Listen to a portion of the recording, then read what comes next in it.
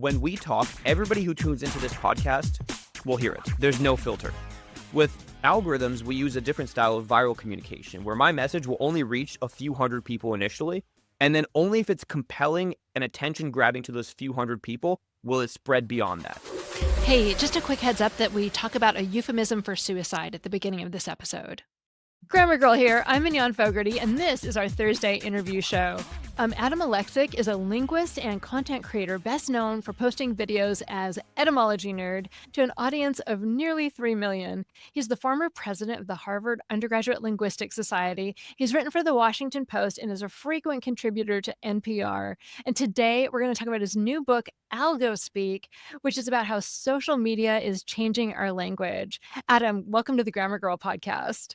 Thank you. I'm super excited to be here. Super excited to have you. So let's start with the basics. I mean, what is algospeak? Yeah, well, traditionally the term has referred to words used to evade algorithmic censorship. The classic example is the word unalive. So we have actual kids in middle school now saying the word unalive because you can't say kill on TikTok and other social media platforms. So people find creative ways to circumvent these guidelines. Yeah, there's a lot of examples like that. There's creative respellings people do. You'll see like comic book style asterisks and at signs and dollar signs, but you'll see words like segs instead of sex. You'll see words like emojis, like the eggplant emoji. These are all evasive ways to talk on the internet. And the idea here is that algorithms are shaping how we speak, therefore algos speak. My book kind of starts there, but then it dives further because I think algorithms are now shaping every aspect of how we communicate and relate to each other online. Right. I mean, it reminds me, kind of old school leet speak, where you'd substitute letters for or numbers for letters and things like that. So it sort of has an in-group aspect to it as well, doesn't it? Absolutely. So for algospeak, the in-group is people on social media. It's this shared vernacular we all kind of have together. And I do draw on LeetSpeak as an analogy in my book because LeetSpeak also started as a way to avoid content filters in early internet chat rooms. So there are certain words that were censored and people would come up with these like leet ways of respelling words that the chat rooms couldn't filter through. And this is sort of the next step in that. I wanted to say it also is genuinely, it was a subculture, this leet subculture, and algospeak too is the subculture of speaking on the internet now. Right, because I'm sure a lot of my listeners who aren't like as active on TikTok or Instagram Reels as we are might not be familiar with unalive and these substitute words. So besides these sort of substitution words to get around the censorship and the algorithm, like what are some of the other ways that the internet is changing the way we communicate? Yeah. So as a content creator myself, I can tell you that every word is also a piece of metadata for the algorithm. It's not just hashtags anymore. These algorithms are looking at every single word that's used. They have NLP transcriptions of the audio you use. They have computer vision analyzing every word on the screen. And all of this is taken together and embedded and turned into like this computer representation of what the video is about. So the word you're using yourself is now part of this process used to target viewers. And so people will very deliberately use words to try to reach a specific audience that they think will appreciate that word. And when a word's also trending, because algorithms perpetuate trends through trending songs, trending hashtags, but also words themselves. If a word is trending, creators will try to lean into it. And so we have kind of this perpetuation of a lot of trending words and some famous examples here like Riz and Skibbity. And once these words started trending, creators intentionally used those words because they were hopping on the trend. But in doing so, they helped the word spread. Right. And like you are creating content specifically for the algorithm with the algorithm in mind. I mean, it's for people. You want people to enjoy it. But it was really like I think about the algorithm, but I don't think about the algorithm to the extent that you think about the algorithm. And it was really fascinating. It starts with the different style of communication altogether. What we're using right now is broadcast communication. That's literally the etymology of podcast, right? iPod broadcast. And what that means, it's drawing on the analogy of broadcast farming where they put seeds everywhere and disperse it everywhere. So the idea here is that when we talk, everybody who tunes into this podcast will hear it. There's no filter. With algorithms, we use a different style of viral communication where my message will only reach a few hundred people initially. And then only if it's compelling and attention grabbing to those few hundred people will it spread beyond that. And then the algorithm continuously reevaluates whether this message is good at capturing our attention. And that means that what goes viral is also what captures our attention. And when we have new words enter the zeitgeist, these words are somehow good at being compelling to us as humans. And the algorithms pick up on that and perpetuate that. Right. And you talked about the Matthew effect in your book, which is just, if a piece of content does just even a little bit better in the algorithm, it has a lot more potential to go viral. Did you start like thinking about virality and the algorithm? Or, did you start as someone who loves etymology and then just sort of discovered how to manipulate the algorithm?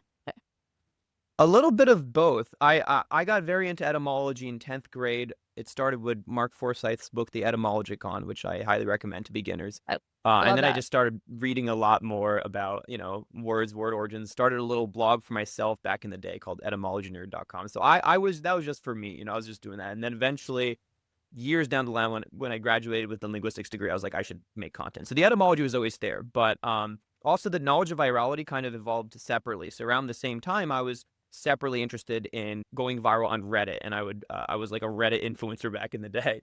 But the tactics are kind of the same. It's how you get people's attention and how you can kind of capitalize on that. And then when I graduated college, I was like, I'm going to combine these, and I started making these TikTok videos about etymology. But it's hard to separate both linguist brain and content creator brain from when I make stuff, and kind of seeing those evolve together and how they very much kind of are the same thing led to the creation of this book. Yeah, and it's funny. To prepare for this interview, I watched about an hour of your videos on Oh, I'm Instagram so Reels. sorry. They're so intense. No, they're so good, but they are. That's what I was gonna say. They are so intense, and you talk really fast. And I've actually even in this interview, I find myself talking faster than I normally do in an interview because you're talking fast. So maybe first let's talk about like the sociological aspect of like why I am talking so fast right Yeah. now. Well, I am a fast talker, and there's a linguistic phenomenon of communication accommodation where we change how we speak depending on our perception of what the audience is. So right now, maybe we're talking, you're talking slightly faster to me simply because I am naturally a fast talker. But you'll also notice that if you compare how I'm talking now to how I'm talking in videos, it's a different style of communication. I'll stress more words to keep you engaged. And that's because my perception of what audience I'm accommodating for is the algorithm's part of that. And my knowledge of how people need to like be drawn into the video, how I need to capture their attention plays a part in how I'm going to speak to you. So right now, I know I have through broadcast communication this access to a longer form style of attention. But with viral communication, if I'm not maximally compelling to you in the moment, you're going to scroll and you're going to get a more compelling video. So I have to get your attention. And that changes how I communicate. So my style of, I break down a few different kinds of online accents, and we do code switch into these accents. So I have like what I call an educational influencer accent. You have also like the lifestyle beauty influencer accent, like the, hey guys, welcome to my podcast, get ready with me kind of. But they're also accommodating for their perception of what audience they're talking to. And it also works as an attentional tactic because it kind of draws you into this lullaby-esque trance where you watch the video and forget that you can scroll. Yeah. And the other thing you talked about in the book is so at the very beginning of the interview. So you reminded me. I'll never forget my editor when I was starting doing videos, and he said, "Mignon, you can't breathe at the beginning of the interview. You can't take that breath. Yeah. That's an old person thing, And it's so stressful. And I'm like, good God, like I can't even breathe now. But like, what is the deal with like that first like half second of the video? You can't have dead air because the first second, 50% of your viewers will scroll away. So if you have dead air for that first second, that's already lost half your audience. So a common tactic for especially younger creators or more internet savvy creators is to just launch right into it and edit it down such that you get bombarded right from the start.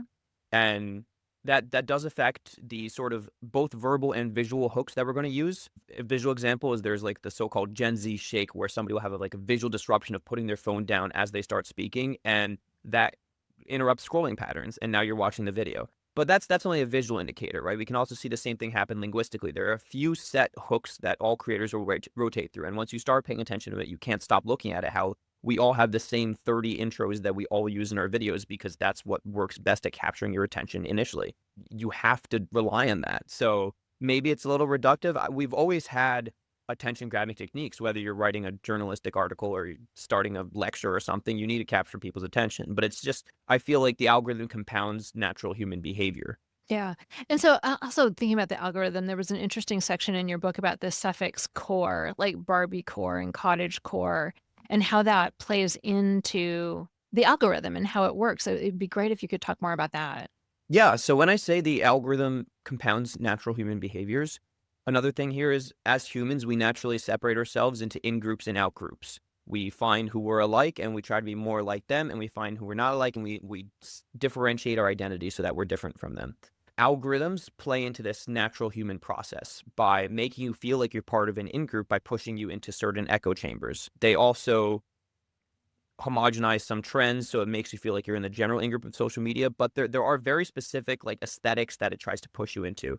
Um, One thing you can't separate is that these platforms are commodifying our speech. So when you have like niche echo chambers like cottage core and goblin core and angel core, or whatever, core here being a kind of lifestyle kind of aesthetic, you have these sort of echo chambers where you feel like a cottage core person because that's your natural instinct. But at the same time, the algorithm's profiting off of that because, you're one click away from cottage core clothing on the TikTok shop.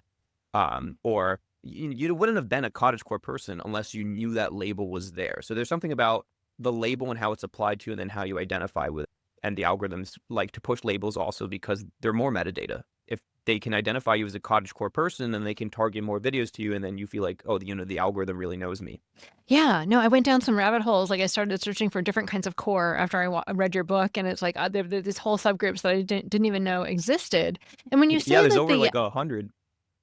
it's amazing. And so then when you say that the platforms use NLP, natural language processing, to like pull out words from the videos even. So if you say cottagecore in your video, but you never put it in any of the text-based metadata, so it still knows that that's what It's all still category. metadata. Yeah.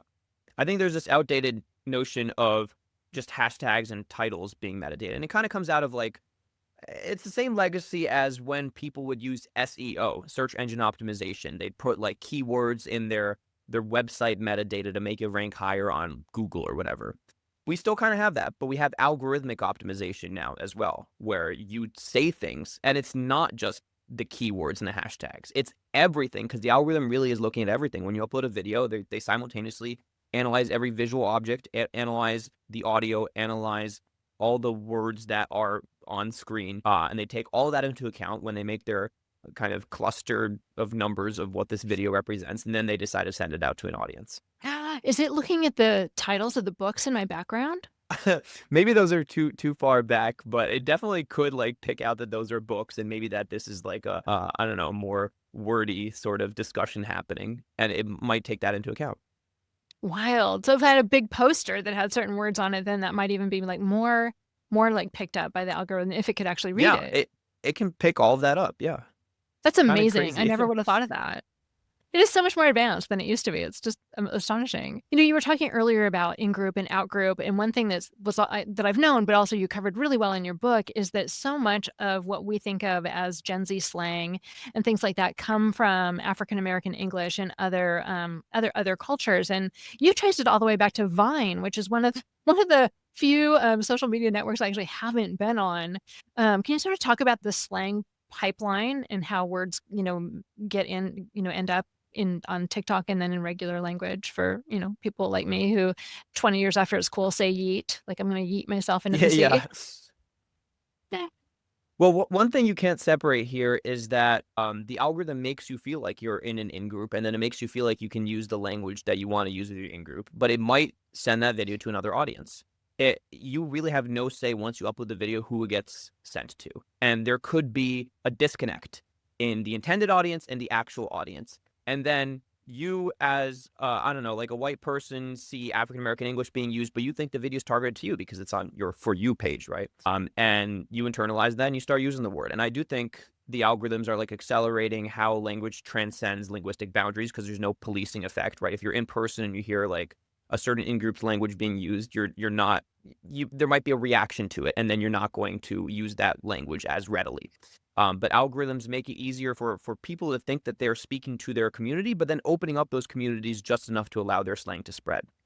And what you were touching on earlier is there's an element of how slang moves across platforms. And my general rule of thumb is if it's not African American English, it's probably from 4chan. And there's this whole pipeline of like 4chan really was the community in creating new words. And a lot of those words then shifted to Reddit, and then they shifted to TikTok, and then reached the mainstream. Vine is actually a really interesting example that you brought up because they were not algorithmic. Whatever the most popular post Hmm. was ranked on top. And so you would have the broad perpetuation of trends like yeet and bay and on fleek. These were words that were compelling to the general populace. And everybody learned these words at the same time, and they became huge trends. And, as somebody who was in middle school and during Vine, it was really everywhere. You could really hear it everywhere. But algorithms are different because they personalize the experience, and that means that several different trends and words and memes can incubate at the same time. So not everybody's feed is dominated by a single yeet style video or a single like on fleek video, but instead like these separate echo chambers are fostering their own linguistic creativity. And I think there's more linguistic innovation happening than perhaps ever before in these separate in groups. It's really hard to quantify something like that. There's definitely some compounding effect of algorithmic echo chambers in language creation. So you mentioned middle school, and that reminded me that one of the things I think you did for algospeak was a survey of middle school parents and teachers. And I was wondering, like, what was the most interesting thing you learned from that survey? Yeah, I feel like if you want to actually understand how words are being used offline, you have to start with young people who are usually the ones who are fastest to adopt new language. Um, it's one thing to have our separate online space, this online domain of use, but when the words start to jump boundaries, we really need to be on the ground and see how middle schoolers are talking. And so I interviewed, I think it was 1,700 middle school parents and teachers about these words, and some of them are really being used. So like unalive is actually being used in middle schools. There was a student who submitted an essay on Hamlet unaliving himself or thinking about unaliving himself. There was a classroom discussion on the unaliving that happens in Dr. Jekyll and Mr. Hyde. I think I like unalive as the example because I think it's the prototypical example of like algospeak really bleeding into our daily lives. And I think this is really going to be how people talk in the future. And, you might not like it, but you're going to die out. And these kids are going to keep saying unalive. It might be like slightly ironic, but there is a genuine euphemistic function. Like these kids are using it as a serious synonym of kill or commit suicide because they feel comfortable talking about it that way. Do they Um, actually even know that adults think of it as slang?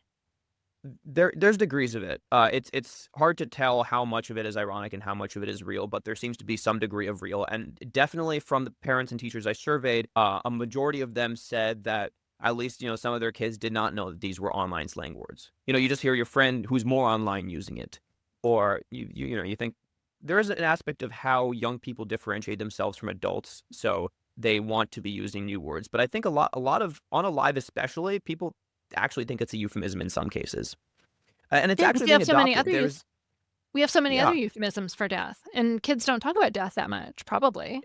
I mean, it's a classic. Like we're all terrified of it. Yeah, yeah. Passed away, kicked the bucket, deceased. It's euphemisms all the way down. If you keep tracing back the etymologies of those, like they're also euphemisms of previous words. Any word we have for death at some point was probably a euphemism because we're all terrified of it, and middle schoolers are too. And they're drawing on the same process as we are when we say stuff like passed away. But it's really happening. There was an incident last summer when the Seattle Museum of Pop Culture did a commemoration for the 30th anniversary of Kurt Cobain's suicide. And they didn't say that Kurt Cobain killed himself.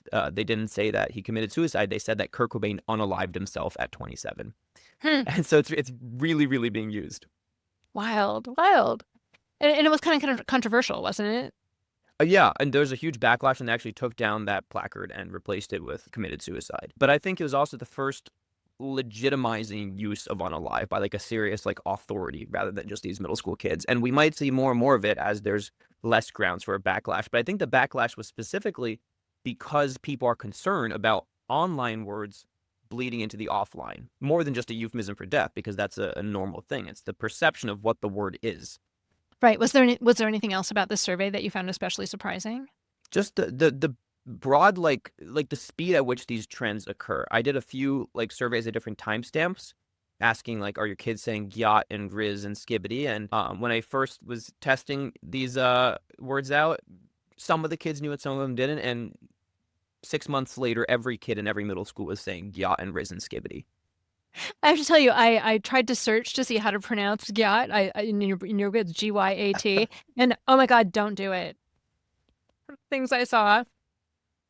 There's a lot of backronyms of yacht too. So they'll say like "girl, you ate that" or "girl, your ass stick." It's from an exaggerated African American English pronunciation of goddamn. And so you'll have words like that move between in groups and then become broader memes. And that's another thing that words are spreading as memes. But that's how these changes are occurring through the algorithm now. Yeah, no, that's another one that came up through African American English. I forgot to ask you when we were talking about talking so quickly. There was another thing about the way people speak online, and there's the supposed TikTok accent, and it has purposes. And if you could sort of describe what the TikTok accent is and then the purpose that it actually serves, I thought that part of the book was really interesting too. Yeah, so starting to get into this a little bit, but it is an intentional tactic first and foremost. So when I'm stressing certain words to keep you engaged, that's to make sure you don't scroll away. And if you do scroll away, I lose views, I lose revenue. So I want to speak in a way that's going to be compelling to you. And everybody does this. You look at an interview of Mr. Beast, the most popular YouTuber, speaking in real life, and he doesn't speak anything like he speaks in his videos because he's very meticulous. He figured out exactly what goes viral in his type of videos. And he's like practically screaming at you in those. And that's because it works to keep your attention. It's all about retention, which is how long viewers keep watching your video. So that's partially how the accents evolved. Now, there's probably a few different ways that you could get people's attention, but there's also an element of prestige, which is how much we value accents. And over time, if an accent is the accepted way to speak online, other people just replicate it. So regardless of whether it is deliberately an intentional tactic. At this point, it's just people see other people talking that way. The videos that appear on your For You page inherently already are successful, and so you're a little bit biased in your perception of what's going on. And we have the replication of these attention-grabbing tactics. Yeah, and then there's it sort of tied into the linguistic context of floor holding, like trying to make sure it's like always your turn. It's still your turn. I'm still talking. Here we go. And then the uptalk aspect of that also, that a lot of the online TikTok accent utilizes uptalk at the end of everything. So it sounds like you're not finished. And so that keeps people Right. listening because they think there's more coming. And I thought that was so interesting. Yeah, literally floor holding. In this case, when I have a short video on your screen, I'm holding the floor from you trying to swipe it up and replace me with another video. But the analogy comes out of you're on a stage, you're trying to keep people's attention, and you got to hold the floor. Like a comedian can't. It's not just about the jokes; it's about the timing and the pacing and how you're interacting with the audience. So this has always been. I haven't been saying anything of what I've been saying to fearmonger. We're using time-honored linguistic tactics like euphemizing death or trying to keep people's attention. This is just a normal thing we do. I just do think it's accelerated by the algorithm. Yeah, absolutely. Well, at the end of our Tuesday show, we always play a FAMILECT, a family dialect from one of our listeners. And so to finish up, I thought it was really interesting and cool in your book that you talked about FANILECT, which I have heard before. But then there's like some sort of Ludilect that is from gamers. Yeah. So if you could talk about those different aspects and what purpose they serve for online people and just and I'd love to know where Ludilect comes from, even that word. Well, Ludo from Latin ludus, play. But yeah, like I was saying, anytime humans communicate, we form in groups and out groups, and we like to behave more similarly to the people that we find similar to us. It's called homophily, loving the same. And so when you're in a gaming community, you'll also have, like for video games, accents perpetuate for the specific function of the game. So there's like a Fortnite accent now where people will kind of have these sharp kind of cut off ways of talking because you need to communicate quickly. And there's like certain slang words and certain pitches that they use that are, again, there's an aspect of prestige, accents replicating themselves simply because other people are using them. But it's also an aspect of community. It's the fact that this is how your friends talk, so you're going to talk that way. And that's what we have with the influencer accent. That's what we have with FAMILECT. You talk more like your family. Just when a group of people is together, they're going to behave more similar to each other. And you also mentioned FANILECTs, which is how fans talk similarly. If you're deep into like Swiftie culture or K-pop culture, the deeper you get, the more exclusive the language becomes, and they start speaking in a language no one else can understand. That's what a FANILECT is, and there's a growing kind of study of fanthropology. Another fun word. Awesome. Well, Adam Aleksic, thank you so much for being here. The book is algospeak. I thought it was fascinating. If you're interested in how things work online, if you watch a lot of online video and want to understand how you're seeing what you're seeing, I think, or if you're interested in language change, I think you'll love the book. Adam, where can people find you? Well, thank you, Mignon. I'm Etymology Nerd on all platforms, and I guess the book is a new way you can find me. Wonderful. Thanks so much. Oh, and for this is the end of the show for regular listeners, but Grammar Pelusians, you're going to get a bonus episode. We're going to talk about some of my favorite videos that Adam has done about different words and their meanings, etymology. So we're going to dig into his etymology nerd stuff. For everyone else, that's all. Thanks for listening.